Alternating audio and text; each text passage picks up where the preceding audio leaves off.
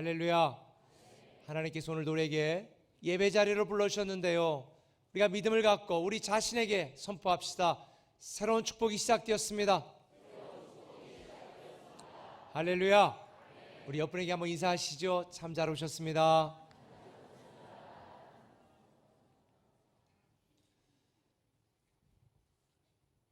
오늘 하나님이 우리에게 주시는 말씀은 요한복음 4장 25절에서 34절까지의 말씀을 우리 번갈아가면서 읽도록 하겠습니다. 제가 먼저 읽겠습니다. 여자가 이르되 메시아 곧 그리스도라 하는 이가 오실 줄을 내가 아노니 그가 오시면 모든 것을 우리에게 알려주시리이다. 예수께서 이르시되 내게 말하는 내가 그라 하시니라. 이때 제자들이 돌아와서 예수께서 여자와 말씀하시는 것을 이상히 여겼으나 무엇을 구하시나이까 어찌하여 그와 말씀하시나이까 묻는 자가 없더라.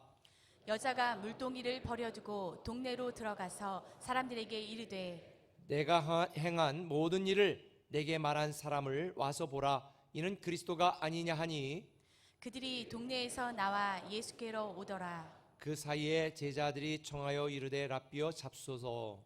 이르시되 내게는 너희가 알지 못하는 먹을 양식이 있느니라. 제자들이 서로 말하되 누가 잡수실 것을 갖다 드렸는가 하니 예수께서 이르시되 나의 양식은 나를 보내신 이의 뜻을 행하며 그의 일을 온전히 이루는 이것이니라. 아멘.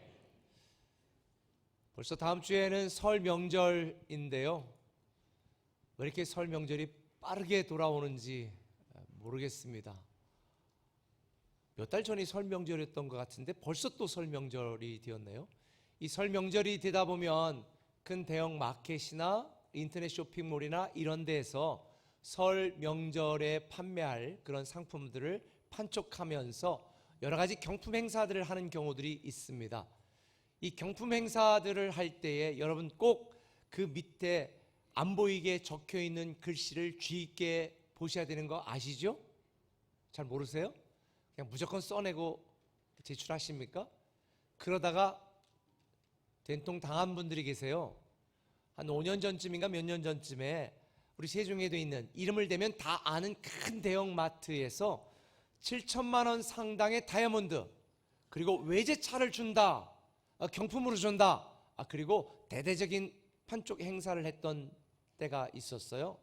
그때 많은 사람들이 다 경품을 적어냈었는데, 그런데 그 적어낸 경품 추천권 밑에 1mm 정도의 깨알 같은 글씨로 이런 게 적혀 있었습니다. 제출한 개인 정보는 3자에게 제공합니다. 이렇게. 그런데 나중에 이걸 알게 된 고객들이 이 업체를 고발했어요. 왜냐하면 이렇게 수집된 고객들의 개인 정보를 보험회사나 다른 곳에 팔아가지고 231억의 이득을 냈거든요. 그러다 보니까 거기에 분노한 고객들이 법에 호소하고, 또 이게 한 5년 정도 지속된 것 같아요. 그래서 대법원까지 갔는데 누가 이겼을까요? 업체가 이겼어요. 왜냐하면 이 업체가 이길 수밖에 없었던 것, 그 법원에다가 이 고소한 고객들이 판사에게 1mm 정도의 아주 작은 글씨 있는 그걸 내면서 판사님은 이 글씨가 보입니까? 이러고도 했는데 결국은 돋보기를 쓰고 보든지 만원경으로 보든지 현명으로 보든지 어쨌든 고객들이 보지 않은 고객들의 책임으로 패소하게 되었습니다. 사실 세상에 공짜가 있을까요? 많은 혜택을 준다고 유혹하고 많은 혜택을 준다고 광고하지만 그 혜택 이면에는 뭔가 우리에게 불리한 조건들이 반드시 있습니다. 그래서 여러분들이 이런 경품이나 또 어떤 계약을 하거나 할 때에 보이지 않게 작게 써 있는 이 조건들을 반드시 주의 있게 확인하지 않으면 여러분들에게 불이익이 당할 수 있다는 거 꼭 기억하시면 좋겠습니다. 근데 보통 우리가 이렇게 잘 보지 않잖아요. 그러다 보니까 어리숙하게 그냥 넘어가고 어리숙하게 그냥 당하는 사람들을 요즘 젊은 사람들은 호갱이라고 조롱을 하더라고요. 호갱이 뭔지 아세요? 호갱. 어리숙하고 바보 같아가지고 그냥 막 넘어가서 손해보는 사람들을 호갱이라고 비아냥됩니다. 사실 이 세상에 아무런 조건과 대가 없이 주어지는 것은 없다고 봐도 과언이 아닙니다. 근데 여러분 이거 아세요? 우리가 받은 구원에도요 대가 지불이 있었습니다. 우리 편에서는 공짜였고 우리 편에서는 거저 받은 것이지만 하나님 편에서는 엄청난 대가를 지불하셨잖아요. 그게 골로새서 1장 14절 이하에 나와 있습니다. 현대인의 성경 한번 읽겠습니다. 시작. 우리는 이 아들이 피 흘린 대가로 자유를 얻고 죄를 용서받았습니다. 우리는 하나님의 아들 예수 그리스도의 핏값을 주고 구원받은 엄청난 하나님 편에서의 대가 지불을 하고 구원받은 사람들입니다. 모든 것에는 조건이 있고 대가 지불이 있어요. 올해 저와 여러분이 오늘도 말씀을 나누기 전에 새로운 축복이 시작되었습니다 라고 우리가 선포했는데요, 이 하나님이 우리에게 약속한 새로운 축복에도 불행하게 조건이 있습니다. 하나님이 우리에게 주신 새로운 축복에도 거저 주어지는 것이 아니라 조건이 있습니다. 모르셨죠? 그런데 이 조건은요, 세상 사람들이 내거는 조건과는 전혀 다른 조건이에요. 하나님이 우리에게 새로운 축복을 약속하신 이 조건은요, 우리에게 불리한 조건이 하나도 없어요. 다 그 새로운 축복을 주시는 하나님에게 불리한 조건이고 하나님이 손해보는 조건입니다. 그 조건은 이건 거지요. 너는 내 곁에만 있어. 내가 내 곁에만 있으면 내가 너를 책임지고 축복하고 내가 너가 잘되게 하고 너가 무성한 가지가 되게 하고 너가 담장을 넘는 가지가 되는 축복을 줄 거야. 이 새로운 축복을 약속하신 거예요. 그 조건은 단지 뭐라고요? 내 곁에 붙어만 있어다오. 내 곁에만 있어다오. 사실 이런 건 조건이 될 수가 없는 거죠. 이걸 조건이라고 생각하는 분들은 아무도 없을 거예요. 그래서 하나님께서는 우리에게 이 말도 안 되는 조건을 거신 걸 성경적인 언어로 언약이라고 말합니다. 언약. 계약과 언약의 다른 점이 뭔지 아시죠? 계약은요, 쌍방 중에 일방이 계약을 이행하지 않으면 파기됩니다. 근데 이 언약은 참 이상해서요, 하나님이 우리에게 축복해 주시겠다, 너는 날 잘 섬겨라 라고 이렇게 언약을 주셨는데, 여러분 하나님 잘 섬겨요? 때로 하나님 뜻대로 살지 않을 때도 있잖아요. 그러면 하나님은 계약 파기야, 너 잘 안 믿고 너가 잘 날 섬기지 않았어, 넌 끝, 이래야 되는데 때로는 권면하시고 때로는 눈물로 호소하시고 때로는 우리에게 경책하시면서 굳이 도망가는 우리를 갖다가 어디다가 끌어다 놔요? 주님 옆에다가 끌어다 놓고 우리에게 새로운 복을 계속 누리도록 만드시는 거예요. 하나님은 우리의 연약함, 우리의 실수, 우리의 죄악됨을 다 아시기 때문에 우리가 하나님을 잘 섬기자는 조건을 불이행해도 우리를 다시 끌어다가 하나님 옆에다가 두시고 우리에게 놀라운 축복, 위대한 축복, 새로운 축복을 주시는 줄 믿으시길 바랍니다. 이게 바로 언약인 거예요. 내가 너를 끝까지 책임지겠다. 이게 하나님이 우리에게 주신 언약입니다. 그런데 오늘 우리가 읽은 본문에 보면 주님께서 정말 가치 없고 무시당할 수밖에 없고 까칠하고 싸한 사마리아 여인에게 이 놀라운 새로운 축복의 언약으로 초대하는 장면이 오늘 저와 여러분이 읽은 본문의 내용입니다. 우물가 사마리아 여인의 이야기는 너무 유명해서 아마 설교 수십 번 들었을 거예요. 제가 내용을 설명하지 않겠습니다. 이 본문에 등장하는 우물가 사마리아 여인은 연유는 제가 알 수 없지만 계속해서 결혼에 실패했습니다. 무려 5번의 결혼을 실패했고 이제 6번의 결혼 생활을 하는데도 별로 마음에 들지 않고 탐탁하지 못한 실패한 결혼 생활을 하고 있습니다. 그리고 외롭고 답답하고 사람들 보기 싫어서 정오에 물길로 갈 정도로 아마 깊은 우울증에 빠졌던 여인일지도 모르겠습니다. 흔히 요즘 말로 산전수전 다 겪고 공중전까지 겪었던 여인이 아닌가. 인간적으로 생각할 때 철저하게 망가지고 깨어진 여인, 자기 스스로가 생각해도 미래에 대한 아무 소망 없이 그저 사는 게 아니라 하루하루를 버티고 견디며 살아가는 여인의 모습이 바로 오늘 본문에 등장하는 여인이었습니다. 영적으로도요, 유대인들에게 철저히 무시당했습니다. 혼혈민족이라고 유대인들이 무시당하고 그들을 외면하고 심지어 그들이 사는 곳은 돌아갈 정도로 왕따였습니다. 영적인 왕따. 제가 이스라엘 갔을 때 이 세겜성 위에 있는 사마리아 사람들 섬기는 성전 예배 장면도 가서 보았었는데 정말 좀 이상하게 생기긴 했더라고요. 그런데 예수님은요, 이 여인의 죄를 지적하거나 책망하지 않으셨습니다. 이 여인을 영적으로 외면하거나 무시하지도 않으셨습니다. 오히려 긍휼히 여기시면서 새로운 축복의 기회에 대하여 하나님의 언약에 대하여 소개해 주셨습니다. 그게 오늘 본문 13절 14절입니다. 여인아, 이 물을 마시는 자마다 목마를 건데 내가 주는 물을 먹으면 영원히 목마르지 않을 것이다. 근데 이렇게 제가 설교하는 것처럼 이렇게 막 일방적으로 통보하셨을까요? 아니에요. 제가 이 본문의 말씀을 묵상해 보면 이랬을 것 같아요. 만약에 통보하듯이 가르치듯이 말했으면 이 여인은 예수님을 인정하지 않았을 것 같습니다. 근데 예수님은 물을 길러온 이 여인을 보면서 물 한 잔 주실 수 있어요? 아니 왜 달라고 그래요 지금? 유대인이 우리를 무시하고 돌아가면서 사람 취급도 안 하면서 이렇게 까칠하게 하는 여인에게 예수님이 이렇게 말한 거죠. 긍휼히 여기는 마음으로 제가 다 알죠. 그렇게 까칠하신 이유를. 계속해서 결혼 실패하시고 얼마나 힘드셨겠어요.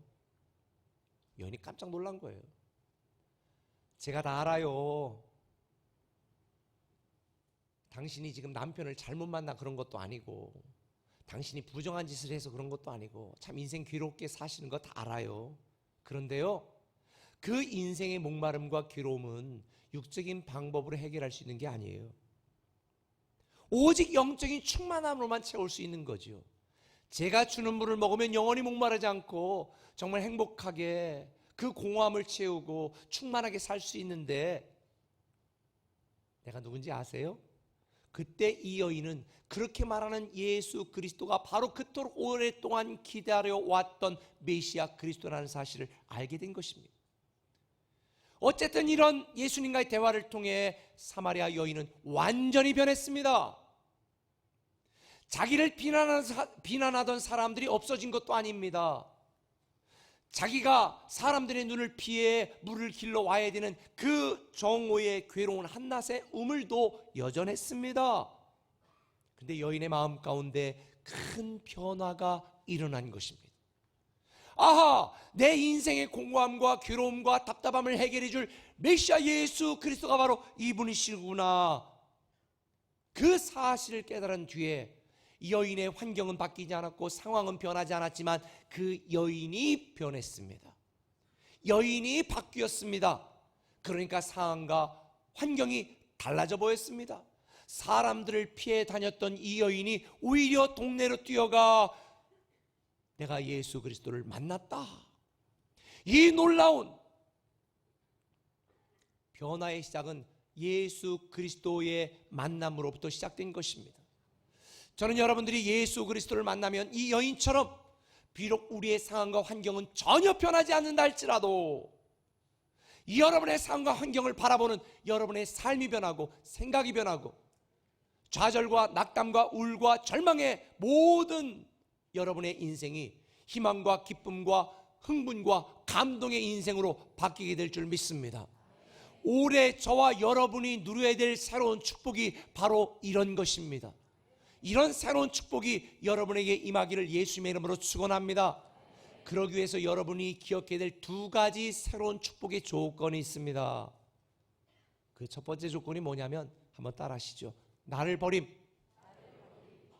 오늘 보면 28절을 같이 읽어보겠습니다. 시작. 여자가 물동이를 버려두고 동네로 들어가서 사람들에게 이르되, 여자가 뭐를 버려두었다고요? 물동이를 버려두었다.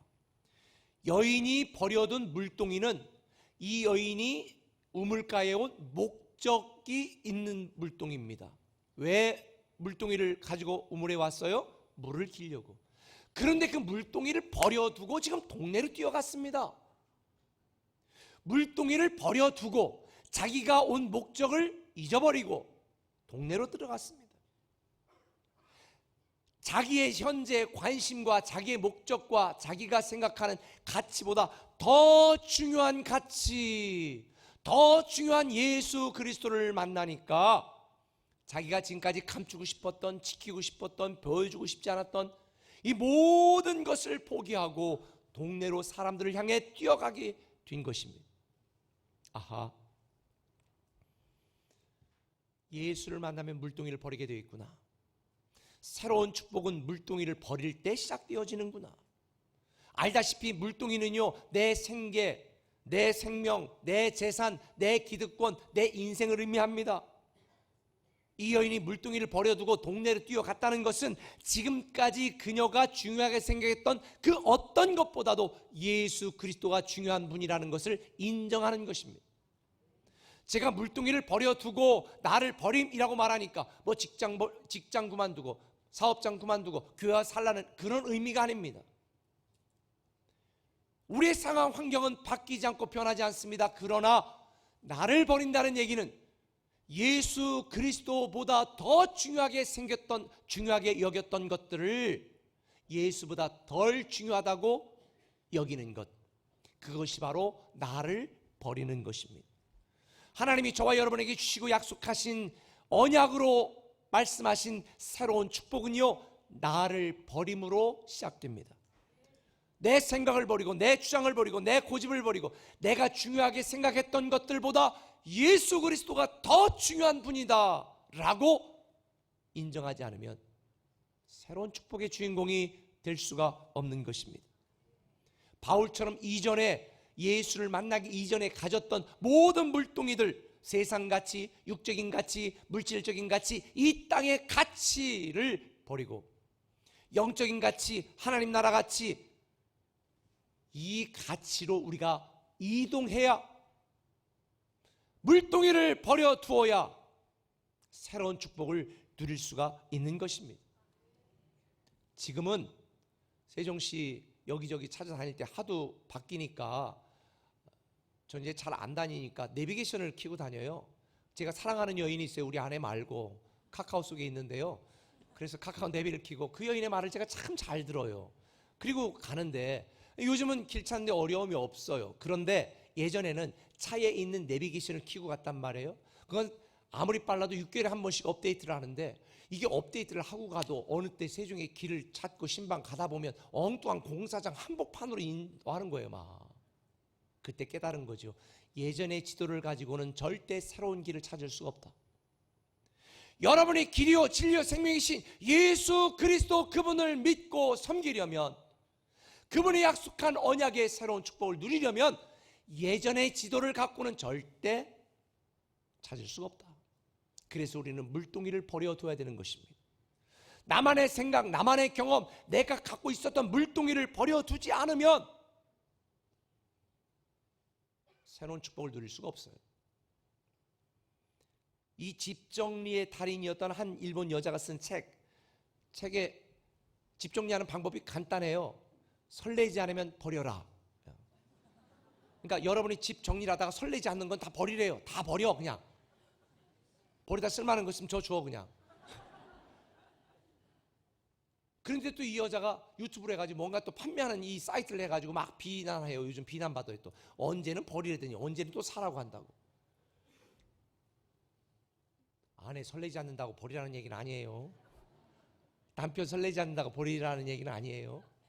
설레지 않는 것도 버리라는데, 제가 이걸 생각하면서 말씀을 묵상하며 하나 더 깨달았습니다. 설레어도 버려야 된다. 한번 따라합시다. 설레어도 버려야 된다.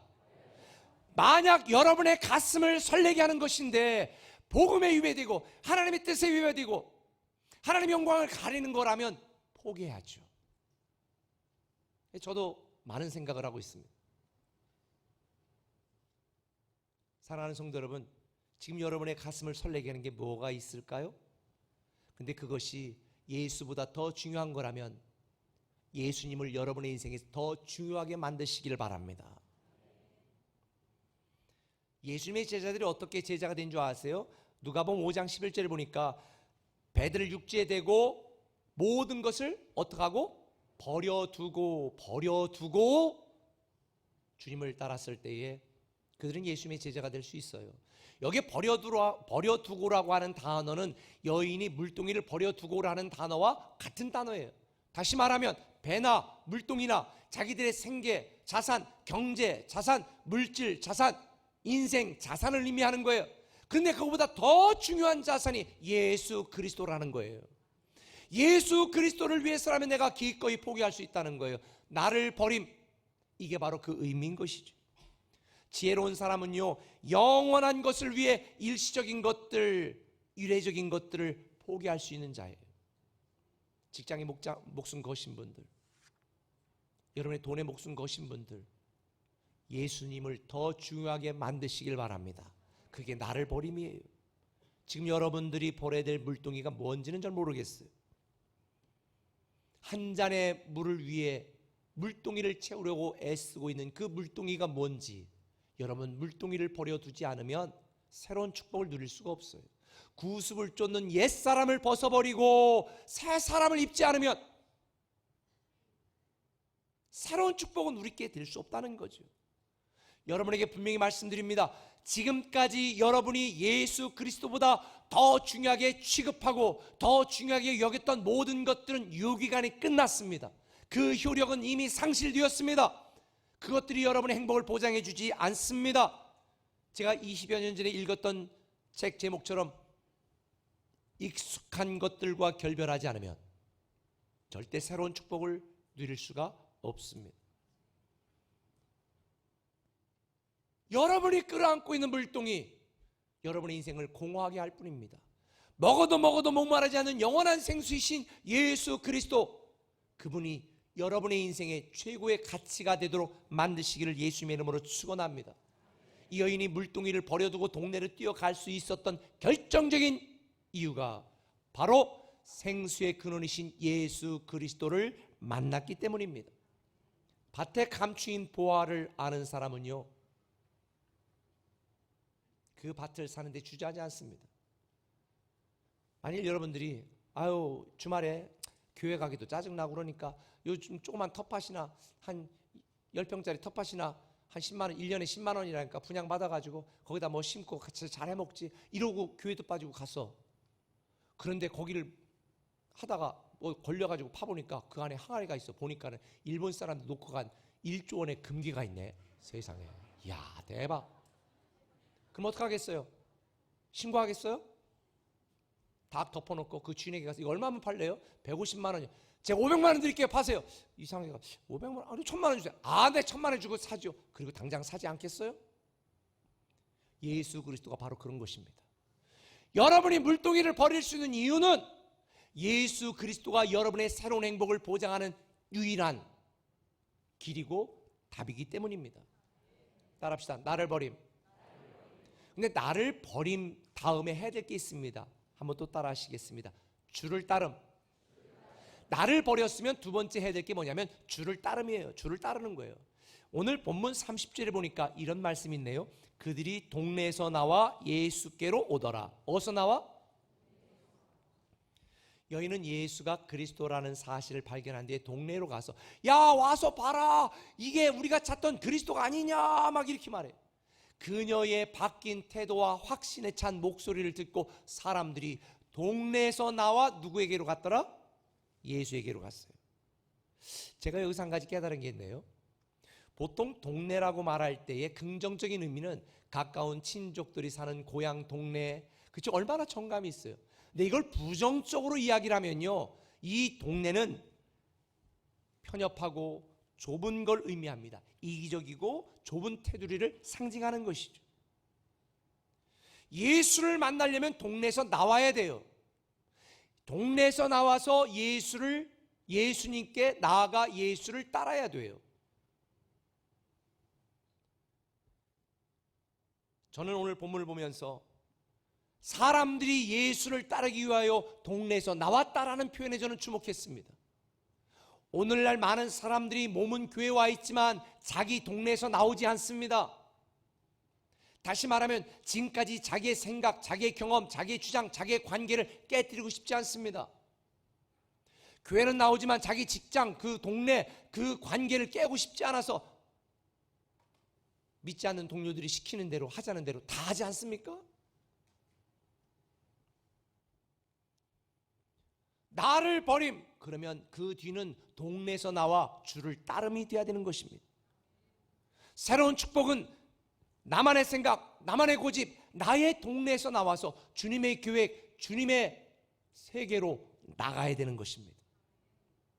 오늘날 불행하게도 교회에 많은 성도들이 나만의 생각 속에, 나만의 동네 속에 여전히 머물러 있습니다. 박용우 씨가 쓴 관점을 디자인하라는 책을 제가 몇 년 전에 디자인 책들을 집중해 읽다가 읽었는데, 여기에 이런 내용이 있습니다. 세상에는 수많은 독불장군이 존재한다.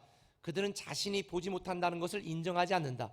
그것은 바로 사상적인 편견이며 내면적인 편협이다. 이 사람들은 죽을 때까지 자신들이 인지한 것만을 진실이라고 생각한다. 우리 한국이 진보 보수로 나눠지고, 호남과 영남으로 나눠지고, 장로교 침례교로 나눠지고, 왜 많은 우리 한국 사회에 갈등이 있을까요? 다 독불장군들이기 때문입니다. 자기들만의 동네에서 사상적인 편견, 종교적인 편견, 신앙적인 편견, 지역적인 편견을 가지고 자기 동네 이야기를 찾고 하니까 예수를 따르지 못하는 거예요. 예수를 따르려면 자기 동네에서 나와야 됩니다. 그런 의미에서 세종 꿈에게 출석하시는 여러분들은요, 복 받으신 분들이에요. 왜? 하나님이 아브라함을 축복할 때 자기 동네에서 떠나라고 그랬잖아요. 나만의 동네에 머물러 있으면 예수를 따를 수 없습니다. 내 동네에서 나와 주를 따라야 됩니다. 우리 교회 한 3년 이상 다니시다가 등록하신 분이 계시죠. 나중에 알아보니까 자기는 장로교, 예장, 합동 측, 그것만 진짜 교회인 줄 알았네.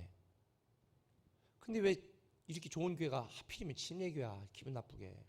그래서 머뭇거리시다가 3년이 지나 등록하셨대. 여러분, 이 교단적인 편견도 깨셔야 됩니다. 교단 동네에 머물러 있는 건 나오셔야 됩니다. 왜? 하나님 나라는 장로교, 침례교, 선교교, 감리교 없습니다. 하나님 자녀만 있습니다. 오늘 한국이 분파주의와 교파주의, 이것도 깨져야 됩니다. 이 사상적인 편견, 종교적인 편견, 교단적인 편견에서 나와서 예수 그리스도의 이름으로 통일돼야 되는 것입니다. 그게 우리 꿈의 교회가 추구하는 가치입니다.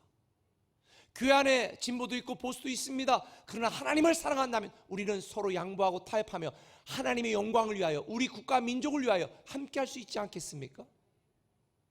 내 사상적인 편견과 다르다고, 종교적인 편견과 다르다고 하나님의 가족들을 적으로 모는 것은 하나님이 기뻐하는 일이 아닙니다. 안디옥 교회에 귀족도 있었고 노예 출신도 있었고 뜨거운 오순절파도 있었고 냉랭한 교사파도 있었습니다. 그런데 그들은 하나가 되었습니다. 예수 이름으로 하나가 된 것입니다. 우리 꿈의 교회가 바로 그런 교회가 되기를 저는 기대합니다. 더 이상 과거가 여러분의 미래를 주장하지 못하도록 만드세요. 제가 오늘도 공주 꿈의 교회가 설교하고 이렇게 왔습니다. 지금까지 우리 공주 꿈의 교회를 통해 하나님이 하신 일, 성공케 하신 일, 부흥케 하신 일 다 잊어야 됩니다. 왜? 과거의 성공은 미래 성공의 거침돌입니다. 과거는 절대 미래 기준이 될 수 없습니다. 우리는 나만의 동네에서 나와, 과거의 동네에서 나와, 상처받은 동네에서 나와 주를 따라야 됩니다. 그래서 주님께서 뭐라고 말씀했습니까? 새 포도주는 새 부대에 담으라는 것입니다. 단지 예수님의 제자들처럼 그저 버리기만 하라는 것이 아니에요. 마태복음 4장 20절에 보니까 곧 그물을 버려두고 누구를 따랐더라? 예수를 따랐더라. 버림, 나를 버림, 그 다음에 주를 따름이 선행돼야 되는 거예요. 여기서 따르다라는 말은 뒤쫓다라는 뜻도 있지만 같은 길을 함께 가다라는 뜻이 있습니다. 같은 길을 함께 가다. 예수님을 따른다는 것은 그저 아무 생각 없이 뒤를 쫓아다닌다는 것을 의미하는 것이 아니라 예수님과 같은 길을 함께 가는 것입니다. 예수님이 품었던 비전이 나의 비전이 되는 것입니다. 예수님의 성품이 나의 성품이 되는 것입니다. 예수님이 하시고 싶어하는 일이 나의 일이 되게 만드는 것입니다. 바로 이것을 우리는 동행하는 삶이다. 우리 교회가 RT를 강조하는 이유, 매일매일 하나님과 동행하는 삶을 통해 그리스도를 쫓아야 새로운 축복이 시작되기 때문입니다. 여러분, 교회를 멀리하면요, 하나님과의 거리도 멀어지고 축복의 거리도 멀어집니다. 하나님을 가까이 함이 내게 복이라는 말씀처럼 여러분 예배 빠지지 말고 사모하시길 바랍니다. 양육 훈련 열심히 하셔야 돼요. 사실 오늘 제가 하는 모든 설교의 기반은 변화한 삶입니다. 아직 변화의 삶에 540명밖에 하지 않았어요. 우리 세종 꿈에게 성도들은 다 변화의 삶에서 저를 만나셔야 됩니다. 왜? 우리의 상황과 우리의 환경은 바뀌지 않아도 내 생각, 내 가치가 바뀌면, 내가 물동이를 버려두고 내 동네에서 나오면 내가 피해 도망 다녔던 사람들을 향해 와서 보라고, 이분이 예수 그리스도라고 전할 수 있는 담대함과 당당함이 생기거든요. 우리의 삶이 완전히 변화됩니다. 그게 바로 새로운 축복의 시작인 거죠. 그래서 로마서 12장 2절에 보면 너희는 이 세대를 본받지 말라고 말했는데, 이걸 한 영어 성경은 이렇게 재밌게 번역을 했더라고요. 너희 주변에 있는 세상이 너희를 자기 틀에 맞게 쑤셔 넣지 못하게 하라. 적나라하게 원색대로 번역한 거예요. 이 세대를 본받지 말아야 됩니다. 주님과 동행하는 삶을 살아야 됩니다. 이 세상의 여러분을 세상의 틀 속에 쑤셔 넣지 못하도록 우리는 매일 주님과 동행하는 삶을 살아야 되는 거예요. 욕심과 동행하면 안 되고, 돈과 동행하면 안 되고요, 더러운 것, 없어질 헛된 것과 동행하면 안 되고, 예수 그리스도와 동행해야 됩니다. 다시 조금 전 우물가에 대화하던 대화의 장면으로 돌아가 봅시다. 이 여인이 어떻게 예수님이 그리스도이심을 알게 되었을까? 29절 한번 읽어볼까요? 시작. 내가 행한 모든 일을 내게 말한 사람을 와서 보라. 이는 그리스도가 아니냐 하니. 예수님은요, 이 여인이 얼마나 곤고하고 괴롭고 고독한 삶을 사는지 다 아셨습니다. 어디 아파서 병원 가면 진단받다가 죽을 것 같아요. 왜? 뭐가 문제인지를 알아야 되니까. 우리 인생에 왜 해결 방법이 없는 줄 아세요? 뭐가 문제인지 모르니까. 우리 어떻게 옆에 있는 같이 부부끼리 앉으신 분들은 그분이 여러분의 모든 걸 다 아세요? 모르죠. 몰라요. 문제가 문제인 줄 모르는 게 문제인 사람이 태반이거든요. 근데 주님은요, 우리를 다 아세요. 남편도 모르고 아내도 모르고 자식도 모르고 친구도 몰라도 하나님은 내 괴롭고 답답하고 공허하고 외로운 이 마음을 다 아세요. 주님이 아시니까 주님만이 내 인생의 해결자신 거예요. 많은 사람이 길을 몰라 방황하고 답을 몰라 방황하고 방법을 몰라 방황하지만 우리가 예수 그리스도를 따르면 그분이 우리에게 길을 보여주시고 방법을 알려주시고 답을 알려주실 줄 믿습니다. 여호와는 나의 목자시니 내가 평생 여호와를 따르겠다라고 결심하면 그분이 우리를 푸른 초장과 실만한 물가로 인도하시는 거예요. 근데 오늘 많은 사람들이 예수 믿다가 별 볼 일 없어요. 그냥 자기 길로 가는 사람이 많아. 그러니까 예수님도 깨닫지 못하고 그저 자기 길로 돌아가는 사람들을 보며 제자들에게 씁쓸하게 얘기해줘. 그래, 너희도 자기 길로 가렸느냐? 그러면 가라. 그때 베드로가 이렇게 말하죠. 주여, 영생의 말씀이 주께 계시온데 내가 주를 떠나 어디로 가겠습니까? 사랑하는 꿈의 교회 모든 가족 여러분, 성도 여러분, 여러분의 계획하고 생각하는 때에 여러분의 인생이 풀리지 않는다 할지라도 주께 영생의 말씀이 새로운 축복이 있으니 우리가 어디를 가겠습니까? 죽으나 사나 끝까지 주께 붙어있는 여러분이 되시기를 예수님의 이름으로 축원합니다. 하나님은요, 우리에게 영원한 호갱이 되기로 작정하신 분입니다. 우리를 위해 기꺼이 손해보시고 기꺼이 불리하게 그 모든 언약을 맺으시고 우리가 주님 곁에 붙어만 있으면, 그 곁에만 있으면 무성한 가지 담을 넘는 가지가 되는 새로운 축복의 주인공 되도록 만드십니다. 여러분의 말 못할 모든 사정을 다 아시는 주님께서 여러분에게 상상하지도 못할 새로운 축복된 일들을 이루게 하실 줄 믿습니다. 지금 여러분들을 갖고 있는 물동이, 그 속에 제가 뭐가 들어있는지는 모르겠어요. 물동이를 버려두고 주를 따르시기 바랍니다. 여러분이 어떤 동네에 살고 있는지, 살아왔는지 전 몰라요. 그러나 한 가지 분명한 건 압니다. 동네에서 나와 주를 따르시길 바랍니다. 물동이를 버려두시고 주를 따르고 동네에서 나와 주를 따른다면 새로운 축복이 저와 여러분에게 임하게 될 줄 믿습니다. 기도합니다.